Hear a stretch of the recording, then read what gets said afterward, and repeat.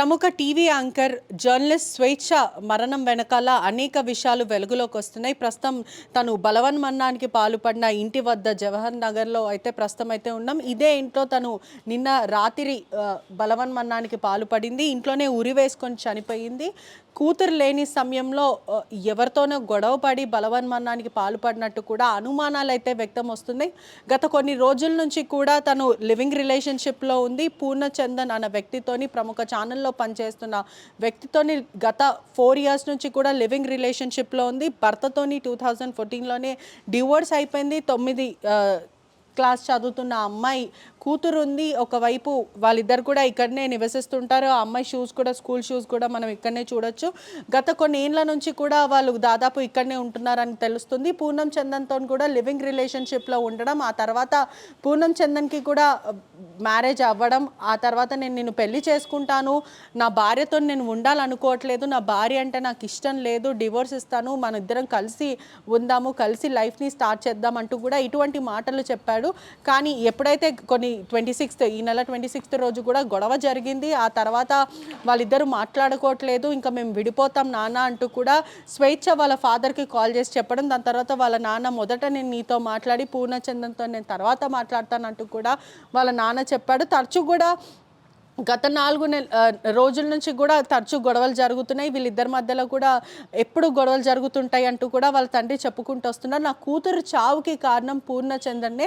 అతను నా కూతుర్నే కాదు, అనేక మంది అమ్మాయిల జీవితాలతో ఆడుకున్నాడు.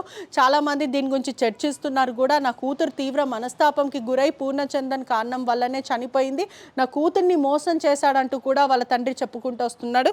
ఇదే ఇంట్లో నిన్న రాత్రి బలవన్మరణానికి పాల్పడింది. స్వేచ్ఛ చాలా మంచి అమ్మాయి, 15 years ఆఫ్ కెరియర్, తను చాలా బ్యూటిఫుల్గా ఉండే స్ట్రాంగ్ జర్నలిస్ట్, డైనమిక్ జర్నలిస్ట్ అంటూ కూడా మాట్లాడుతున్నారు. ఒక జర్నలిస్టే కాకుండా తను ఒక రైటర్ కూడా, చాలా స్ట్రాంగ్ ఫీలింగ్స్తోని కూడా రైటింగ్ రాస్తుందంటూ కూడా తను చెప్పడం జరిగింది. ఇల్లంతా కూడా చాలా ఆర్గనైజ్డ్గా లేదున్నప్పటికీ కూడా చెల్లా చెదరు, లోపడున్న వస్తువులు కూడా కొంచెం ఏదో ఘర్షణ చోటు చేసుకున్నట్టు చెల్లా చెదరం అయితే కనిపిస్తూ ఉంది.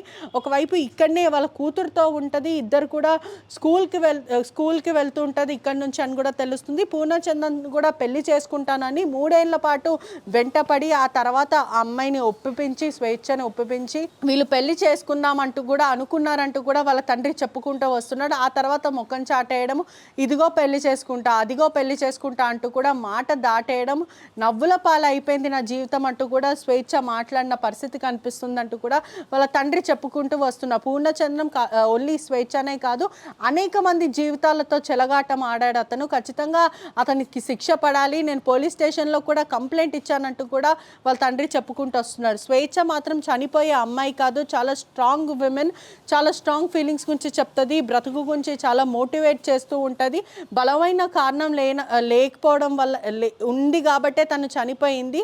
తన క్లోజ్ మెట్స్ అందరు కూడా చెప్పుకుంటూ వస్తున్నారు. స్వేచ్ఛ చాలా మంచి అమ్మాయి అంటూ కూడా చెప్పుకుంటూ వస్తున్నారు. చాలా స్ట్రాంగ్గా తన వర్డ్ అంతా కూడా తెలంగాణ జర్నలిజంలో చాలా బాగా స్ట్రాంగ్గా చెప్తూ ఉంటుంది. కానీ స్వేచ్ఛ చనిపోవడం అనేది కూడా చాలా బాధాకరమైన విషయం, చాలా షాకింగ్. ఎవరైతే వార్త చెప్తారో వాళ్ళ వార్తగా మారడం అనేది బాధాకరమైన విషయం అంటూ కూడా కుటుంబాలు చెప్పుకుంటూ వస్తున్నారు. ఇక్కడనే తను నివసిస్తూ ఉంటుంది. అన్న ఎప్పటి నుంచి నివసిస్తూ ఉంటుంది తను? ఎన్నేళ్ళ నుంచి నివసిస్తుంటుంది ఇక్కడ? 4 years నుంచి. ఎప్పుడైనా ఏదైనా ప్రాబ్లం రావడం కానీ, వాళ్ళ కుటుంబ సభ్యుల గురించి గొడవలు జరగడం కానీ ఇట్లాంటివి ఏమైనా ఉంటాయా? అంతే ఏం లేదు మేడం. అలాంటిది పూర్ణం అంటే వాళ్ళ గొడవలు ఉండేదట మేడం. పూనం చందన్ ఇక్కడ వస్తుండేవాడా ఎప్పుడైనా? ఎప్పుడు వస్తుండే? వస్తూనే ఉంటాడు మేడం. వాళ్ళ కుటుంబం ఎవరైనా వస్తారా? వాళ్ళ అంటే వాళ్ళ డాడీ వచ్చి, అది అక్క వాళ్ళ డాడీ. ఎట్లాంటి అమ్మాయి అన్న స్వేచ్ఛ? ఒక జర్నలిస్ట్, 15 years నుంచి తన కెరియర్, న్యూస్ బాగా చెప్తుంటుంది, చాలా డేరింగ్ అంటారు. ఎటువంటి మనిషి, మీతో ఎలా మాట్లాడుతుంది? మంచిగా మాట్లాడుతుంది మేడం. అక్క కూడా చాలా బాగా మాట్లాడుతుంది, మంచిగానే ఉంటుంది, అందరితోటి కలిసిమెలిసి ఉంటుంది. ఎవరు ఉంటారు దీంట్లో? పాప ఉంటుందా? పాప ఉంటుంది. ఏ క్లాస్? 9th class. ఇప్పుడు 9th class. ఎవరు డ్రాప్ చేస్తారు పాప? ఆటోలో పోతుంది, వాళ్ళ వచ్చేటప్పుడు వాళ్ళ తాతయ్య తీసుకొస్తాడు. 4 గంటలకు వాళ్ళ తాతయ్య ఇంటికాడ తోలుతాడు, మళ్ళీ 8 గంటల వరకు నైట్ తీసుకొస్తాడు. అంతా బాగానే ఉంది. పూర్ణం చందన్ ఎప్పుడు వచ్చేవాడు అంటే వాళ్ళ తండ్రి చెప్పే ప్రకారం కూడా తన చావుకి కారణం పూర్ణచంద్రుడే అని చెప్తున్నారు. మీరేమంటారు? అంటే మనకు అంత తెలియదు మేడం. అంటే ఎటువంటి వ్యక్తి పూర్ణం చందన్? అంటే అతనితో కూడా సరిగా మేము మాట్లాడాం మేడం. ఎప్పుడు వస్తాడో అప్పుడు అంటే ఎప్పుడెప్పుడు వస్తాడు? ఎప్పుడు ఇక్కడనే ఉంటాడా లేకపోతే అప్పుడు వస్తాడు, ఉంటాడు, 3 రోజులు ఉంటాడు, మళ్ళీ వెళ్ళిపోతాడు, మళ్ళీ 2 రోజులు అట్లా వస్తూ వస్తుంటాడు, పోతాడు. మీకు ఏం చెప్పారు? భార్యాభర్తలు అని చెప్పారా లేకపోతే ఏం చెప్పారు? మీరు అంటే మీకు అడుగుతారు కదా, అడగలేదు మేడం. మీరు అడగాలి. అంటే మీరు కలిసి ఉంటున్నారేమో అని అనుకున్నారు. అవును, అంత మాకు తెలియదు. ఎప్పుడైనా వాళ్ళకి గొడవలు జరగడం, గట్టిగా అరవడం ఇటువంటివి ఏదైనా ఉండేనా? అంటే గొడవలు అంటే వస్తుంటాయి, పోతుంటాయి మేడం. అంటే జరుగుతాయా? జరుగుతాయట, మాకు కూడా తెలియదు, చెప్పింది మేడం. చెప్తా అంటే వీళ్ళ డాడీ చెప్పిండు అంతే. అంటే ఎప్పుడైనా కొట్టుకోవడం కానీ లేకపోతే గట్టిగా అరవడాలు ఇట్లాంటివి లేవు? అంటే పైకి మేము రాం కదా మేడం, కొట్టుకున్నాడు గొడవలు అంటే ఈయన పడేగా, కింద మేము ఉండేది కింద వాచ్మెన్ గా, ఇక పైకి రాం కదా మేడం. చివరిగా ఎప్పుడు చూసారు మీరు స్వేచ్ఛని? ఏది చనిపోయింది, చనిపోక ముందు చివరిగా ఎప్పుడు చూసారు? ఏం మాట్లాడింది ఆమె? నిన్న డ్యూటీ పోలేదు మేడం, నిన్న వెళ్ళలేదు, నిన్న బయటికి రాలే. 8 గంటల వరకు ఇక్కడికి తీసుకొస్తే 8 గంటల వరకు నుంచి పైకి వచ్చేసింది, నీ కిందన ఉన్నా. ఆమె వచ్చింది, వచ్చాక ఒక అర్ధగంట సేపు కొట్టింది డోరు. మళ్ళీ పాప కొట్టింది, కిందికి రాగానే ఆంటీ మమ్మీ డోర్ తీస్తలేదు అని అంటే, అమ్మ జరిపి మీ దగ్గరికి వచ్చింది. వచ్చింది మా దగ్గరికి వచ్చేసి రాగానే ఎందుకమ్మా అంటే, ఇక మా కింద మా భార్య ఉంది, ఆమె నువ్వు కూడా రా నాకు భయం అవుతుంది అంటే, సరే నేను కూడా వస్తాపా అని వచ్చినాం. ఒక గంటన్నర మొత్తుకున్నాం అక్క అని, అయినా ఇక సప్పుడు చేయలే. కిటికీలకి వెళ్ళి చూసినాం, ఆ డోర్ ఓపెన్ ఉంది లోపలిది, ఇది ఓపెన్ లేదు, బెడం పెట్టింది. ఎట్లా అని ఒక గంట సేపు కొట్టినాం, డోర్ కొట్టాము, అయినా తీయలే. కింద ఒక అన్న ఉన్నాడు, ఈ అన్న తీసుకొచ్చి అన్న అంతగా గుద్దినాం, ఆల్రెడీ అంతే. ఏదైనా సూసైడ్ లెటర్ రాయడం కానీ, ఏదైనా గొడవ జరిగినట్టు చిందరవందర వస్తువులు అట్లాంటివి ఏమన్నా కానీ? ఏం దొరకలేదు మేడం, దొరకలేదు. వెంటనే పోలీసులు ఉన్నారు ఆల్రెడీ ఎమ్మటి. మీరు ఫోన్ చేసినప్పుడు పోలీసులకు కాల్ చేసినాం, అంత ముందే మేము డోర్ కొట్టేసినాం ఆల్రెడీ, వాళ్ళు రాకముందుకే. మేము లోపలికి పోలే, ఇక పోవద్దని మేము పోలే. చూసి వెనుకకు వచ్చేసి. కూతురు ఏమనిందంటే చాలా షాక్ ఉంటుంది, తల్లి కళ్ళ ముందు అలా విగత జీవిత పడి ఉండడం ఎవరు తట్టుకోలేదు. కూతురు ఏమని అంటే డోర్ తీసేసరికి వాళ్ళ అమ్మని చూసింది, చూడంగానే అతనికి ఫోన్ చేసింది, ఎవరు పూర్ణ అన్నట్టు ఆయన చేసింది, వాళ్ళ తాతయ్యకు ఫోన్ చేసింది. చేస్తాగా ఆయన చేసిండు, అటు చేయగానే ఏం మాట్లాడిందో రారా కానీ ఏవాలనేది అనిపోయిందని పాప అన్నది. అతన్ని తిట్టిందా పాప? ఆల్రెడీ బూతులు తిట్టింది. ఇప్పుడు ఎవరైతే పూనం చందన్ ఉందో అతను తిట్టి నీ వల్ల చనిపోయింది అని. అయితే పాపకి తెలుసు ఏం జరిగింది, తెలుసు అంతా ఏం జరిగిందంతా పాప తెలుసు. పాప ఏమన్నది? ఇంకేమన్నది అంతే, విన్నాం, ఫోన్ కాడి చేసింది. అంత లోపల ఇక వీళ్ళు వచ్చి పోలీసులు అంతా వాళ్ళు వచ్చి రాసు. వాళ్ళ తండ్రి ఏమంటున్నాడు అంటే? వాళ్ళ తండ్రి కూడా తిట్టాడా? ఏమన్నాడు? ఇట్లా నీ వల్లనే చనిపోయింది అంటే ఏంటి? వేధించేవాడా లేకపోతే పెళ్లి చేసుకుంటా అని మొహం చాటేసి? పైకి రాం కదా వాళ్ళు వచ్చేది, మనం వాళ్ళు డోర్ వేసుకుంటాం, మేము రాం కదా. ఇంకెవరైనా వచ్చే వాళ్ళ ఫ్రెండ్స్ కానీ ఇట్లా పార్టీస్ అట్లా ఏం లేదు మేడం, వాళ్ళ చుట్టాలు వస్తూనే ఉంటారు, పోతూనే ఉంటారు. ఏమట సింపుల్ లైఫ్, మామూలుగా ఉండేది అంతే. కానీ చాలా మంచిది అక్క, డెఫినెట్గా అయితే చాలా అందరితో ఇక్కడ బాగుంటుందా? అందరితో బాగుంటుంది, కలిసి చాలా మంచిది.